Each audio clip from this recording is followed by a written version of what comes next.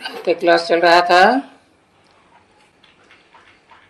16 अप्रैल 1968 मंगलवार को। तीसरे पेज की तीसरी लाइन में बात चल रही थी। तो भक्ति मार्ग में तो गाते हैं, कीर्तन करते रहते हैं, पतित पावन आओ रघुपति राघव राजा राम। अब उनकी बुद्धि में तो कुछ बैठता ही नहीं है, वो तो त्रेता वाले राम समझ लेते हैं। और वो तो कोई जो होंगे पतित पावन तो ब्रह्म को भी कह देंगे कि ब्रह्मा ही पतितों को पावन बनाने वाला है। और ऐसे भी तो होते हैं जो ब्रह्म को याद करते हैं, ब्रह्म को भगवान समझते हैं। ब्रह्म तो तत्व है।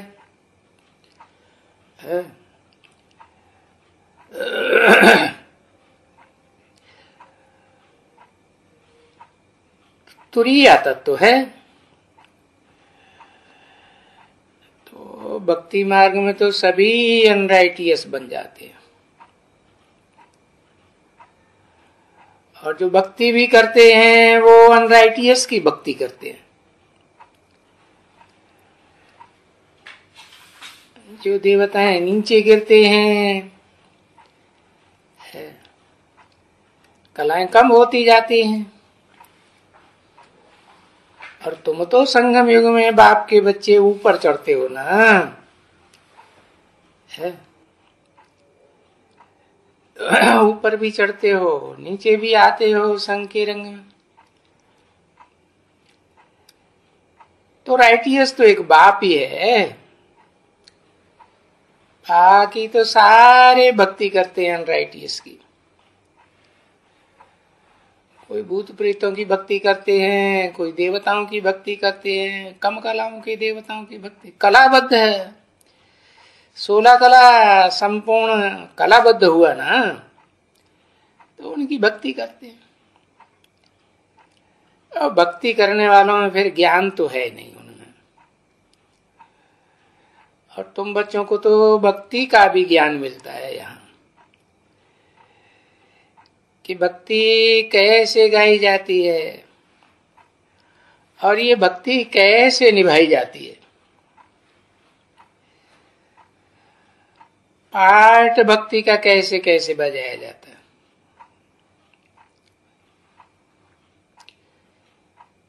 बाप तो बता दिया तुम्हें, भगत बड़े ठगत।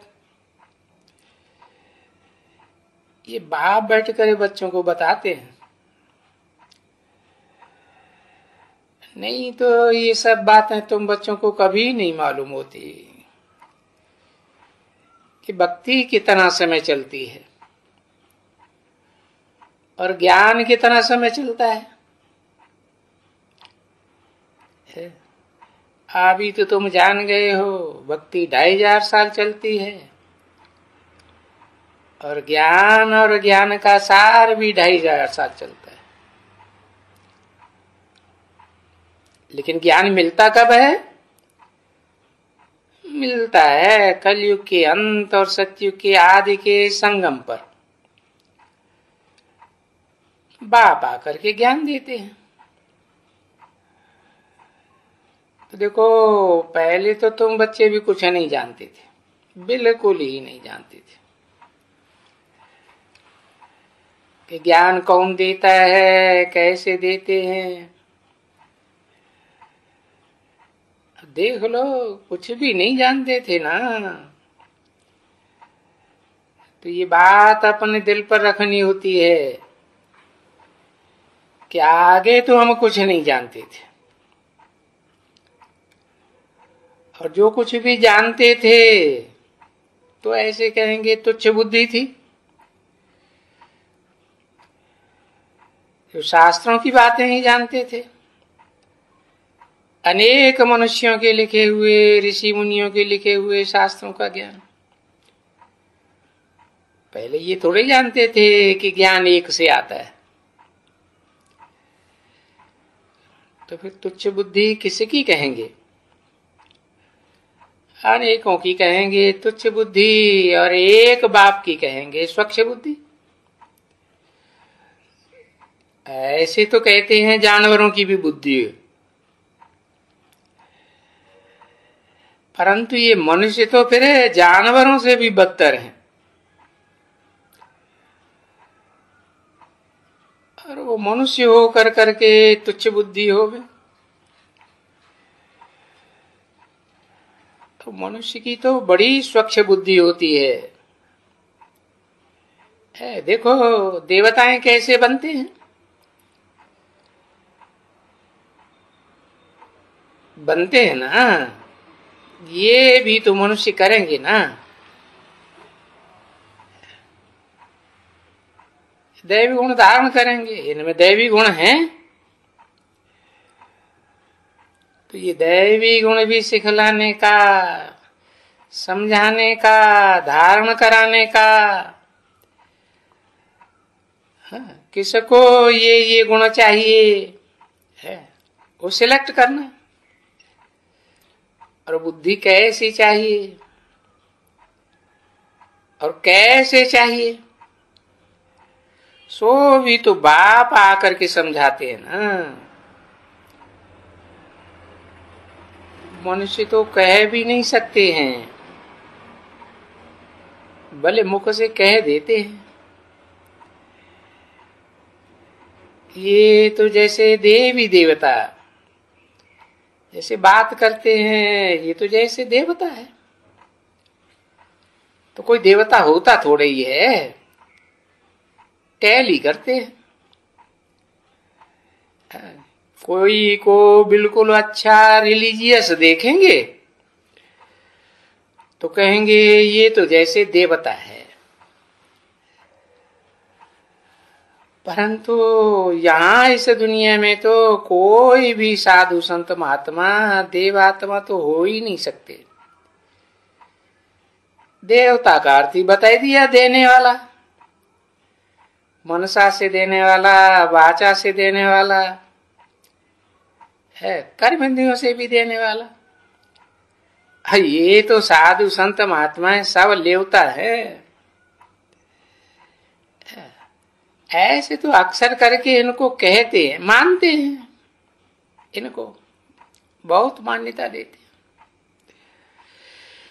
परंतु वो साधु संत महात्मा कोई दैवी बुद्धि नहीं है।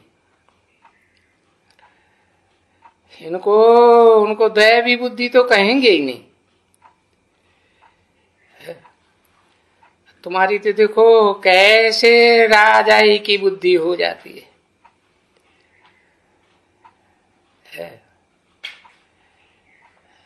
आधीनता सारी बुद्धि में से निकल जाती है। और ये जो जब भी देवताएं बनते हैं तो बस तो राजा रानी बनते हो, और वो प्रजा भी तो होती है ना। तो एक राजधानी, एक राजा, एक रानी और ढेर सारी प्रजा। तो इस राजधानी के वो जैसे हैं वैसे हैं, और वो कैसे स्थापन होती है। नई दुनिया की राजधानी वो तो कोई भी नहीं जानते कब स्थापन होती है। तो ऐसी ऐसी बातें यहाँ तो तुम सदैव ये नई नई बातें सुनते हो।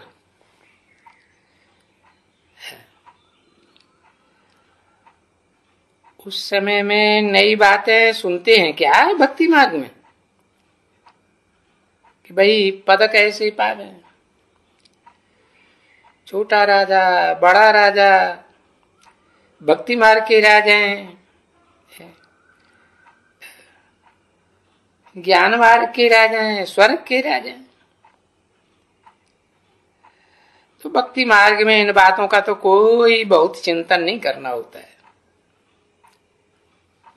कि भाई रुद्रमाला कौन, भक्तमाला कौन, और ये विजय प्राप्त करने वाली विकारों पर विष्णुमाला कौन।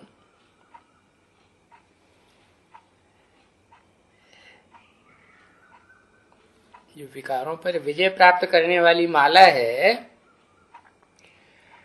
वो अनेक जन्म स्वभाव संस्कार से पुरुष का जन्म लेने वालों की माला है, या कन्या माता का ज्यादा जन्म लिया है उनकी माला है? तो देखो, विष्णु माला में पहले तो देखते हैं कौन, जगदम्बा और लक्ष्मी जैसी आत्माएं, उनके स्वभाव संस्कार मिलकर एक होते हैं।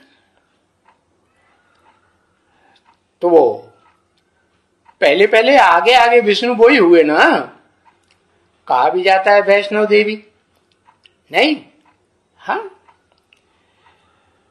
तो अब प्रश्न है, क्या ये सारी दुनिया विष्णुमाला बनती है? अरे सारी दुनिया में तो 500-700 करोड़ और धर्मों के, निवृत्ति मार्ग के धर्मों के होते हैं। वो कहां से विष्णु की माला बनेंगे? हाँ, जब सतो प्रधान आत्मा उतरती है तो पहले जन्म में हर आत्मा सात्विक होती है। तो हाँ, ऊंचे से ऊंचे जो ये एक होते हैं, है ये आदि लक्ष्मी आदि नारायण, कहेंगे उनकी ये सारी माला हुई है। दो है ना, तो माला तो संगठन की निशानी है। पहले तो स्त्री और पुरुष दोनों के संस्कार मिलकर के एक हो जाए, संगठित हो जाए, और पीछे रुद्र ऊपर में, ऊपर है निराकार आत्मा, निराकार की माला। और मालाएं तो रुद्र मालाएं भी तो है ना, 108 की रुद्र माला एकदम सिलेक्टेड है, पास विधानर की माला। चलो, साकार में विष्णु लक्ष्मी नारायण की माला, फिर उनके पीछे ये सभी माला है। 500-700 करोड़ की भी तो रुद्रमाला है ना। वो सब आखिरी ना आत्मिक स्थिति में स्थित तो होते हैं ना, नहीं तो परम धाम में कैसे जावेंगे? जा सकते हैं? नहीं जा सकते। तो वो भी तो माल है, और मानते तो है ना बच्चे। यूं अगर हिसाब करेंगे तो ब्राह्मणों की, बाबा कहते हैं ब्राह्मणों की कोई माला नहीं बनती है। क्यों? क्यों? ब्राह्मणों का तो पता ही नहीं चलता कौन किस कुरी के, कितनी कुरी के ब्राह्मण हैं। नीच कुरी के ब्राह्मण हैं, ऊंची कुरी के ब्राह्मण हैं, तो अभी ब्राह्मणों की माला नहीं बनती है। परंतु ब्राह्मणों की माला आखिरी अंत में तो ब्राह्मणों की भी माला बन जाती है ना। कब? जब ब्राह्मणों का पुरुषार्थ संपन्न होता है, जो ही फिर है ये रुद्र की बनती है। जो ही फिर ये जो उसकी रुद्राक्ष की माला है ना, ये यादगार बनाई जाती है कि ये बीजों की माला है। अब इन सब बातों से पहले पहले तो एक ही बात बाप समझाते हैं कि अपनी आत्मा को समझो और मुझे परमपिता परमात्मा को याद करो। परमपिता को याद करो या परमात्मा, दोनों को ऐड क्यों कर दिया? क्योंकि जो परमात्मा जिसको टाइटल मिलता है वो ही तो परमपिता के समान निराकारी स्टेज को पहले पहले धारण करता है ना। तो हीरो पाटधारी हुआ। तो परमपिता और परमात्मा कहा जाता है। परमपिता पहले, परमात्मा बाद में। जैसे शिव पहले, शंकर बाद में। तो इनके पास आना है नंबरवार।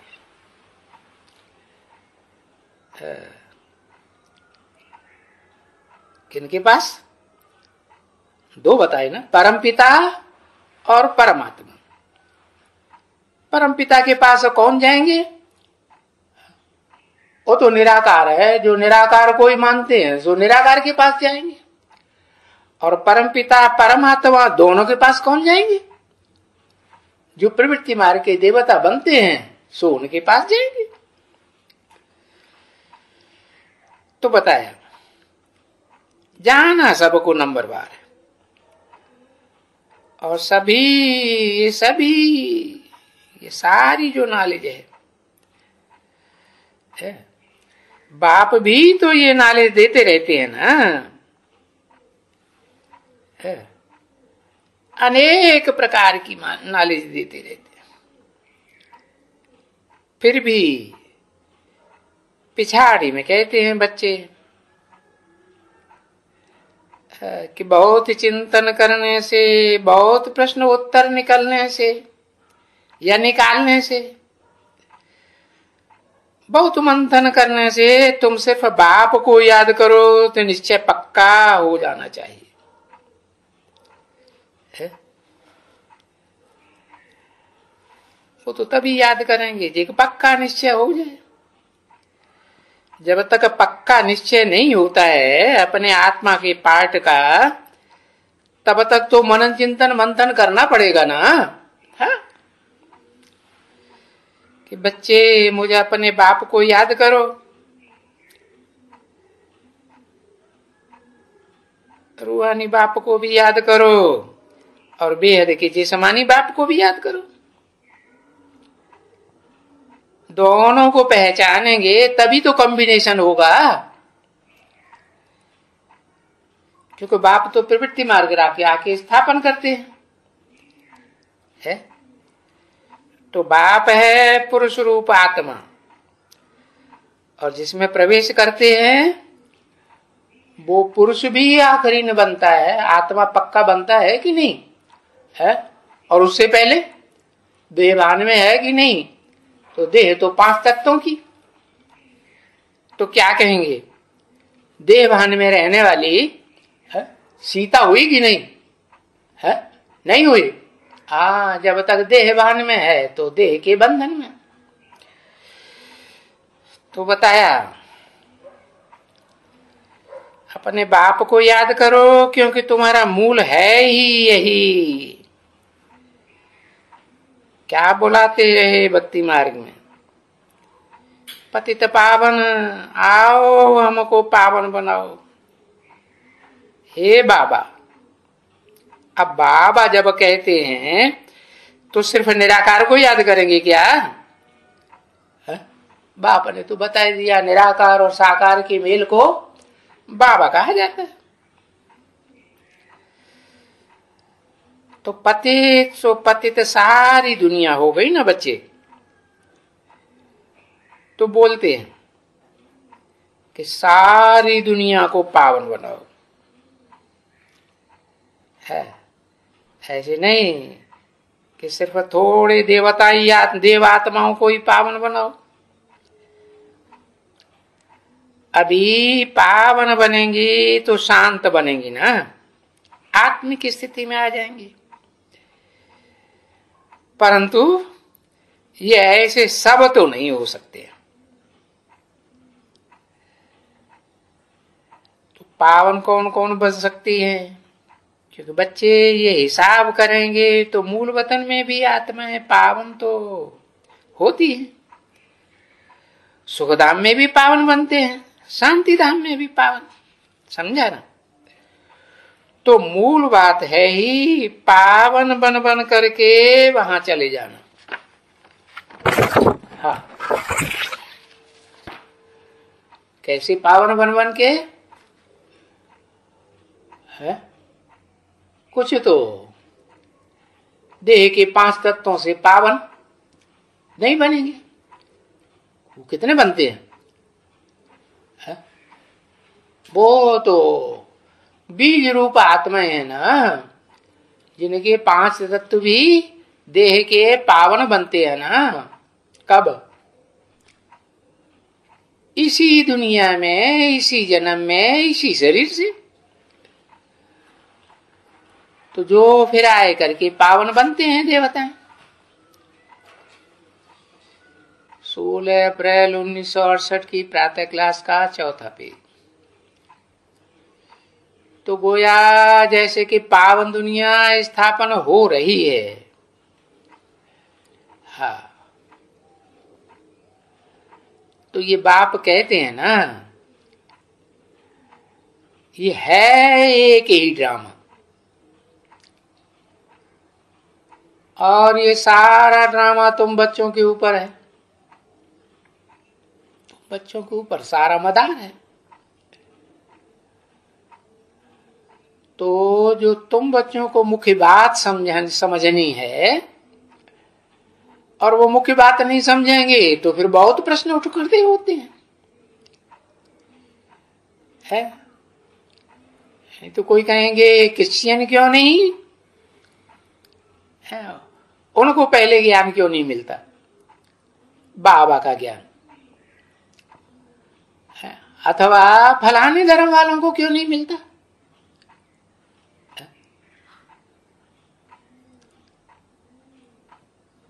क्योंकि ये ऐसे तो है नहीं कि तुम लोग को कोई क्रिश्चियंस का नॉलेज चाहिए है, बौद्धियों का नॉलेज चाहिए या इस्लामियों का नॉलेज चाहिए। तुमको तो उनका नॉलेज नहीं चाहिए। किनका? है? विधर्मी या विदेशी धर्म पिताओं का। क्योंकि उनकी नॉलेज से भी इतना हम ऊंच पद या इतना सुख नहीं पा सकते है जितना स्वर्ग की नई दुनिया में पावेंगे। और वो तो आते ही हैं नारकीय दुनिया में। इसलिए और सभी धर्मों की बातें छोड़ दो। गीता में भी कहा है ना, सर्वधर्मान परित्यज्य है मामेकम शरणम व्रज। सब धर्मों को छोड़ दे तो सर्व धर्म पिताओं को भी छोड़ना पड़ेगा ना। हाँ, तो ये बातें जान सकते हो, और साथ साथ में वो तुम्हारी मुख्य बात है जिससे कुछ फायदा भी होता है। और जास्ती प्रश्नोत्तर तो बहुत ही ढेर के ढेर निकलते रहते हैं बच्चों के।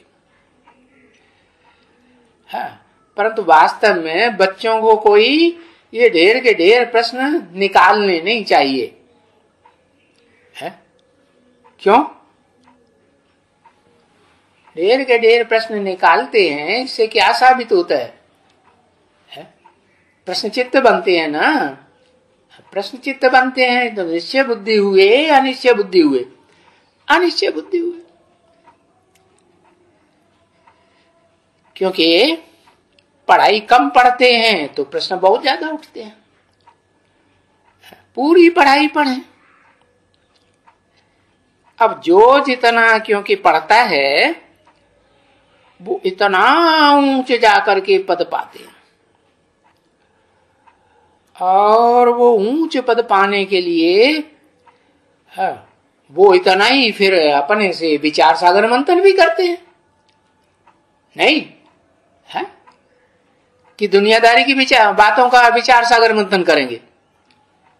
बाप जो ज्ञान सुनाते हैं उन बातों पर डिटेल में गहराई में जाकर के विचार सागर मंथन करते हैं। किस लिए? अपन को ऐसा लक्ष्मी नारायण जैसा बनाने के लिए। अब बनेंगे तो नंबर बार। जैसे बाप कहते हैं कि शाम को आकर के पोता मेल भी अपना देखो। कि सारे दिन में हमने कोई भूल तो नहीं की है? मनसा के संकल्पों की, वाचा में वाणी की, या कर्मेंद्रियों से कर्म की? जैसे बाबा ने कल भी समझाया था, जो भी व्यापारी होते हैं और उनमें जो पढ़े लिखे होते हैं, वो तो नौकरी चाकरी में लग जाते हैं। भला राज्य में ऊंची नौकरी करेंगे या नीची करेंगे, वो नहीं करते हैं उतना। लेकिन जो व्यापारी होते हैं वो बहुत अपनी मुरादी संभालते हैं कि ये कमाई है ना यहाँ बच्चे, सच्ची कमाई है। क्यों? क्योंकि तुम भी तो ज्ञान रतनों के व्यापारी हो ना।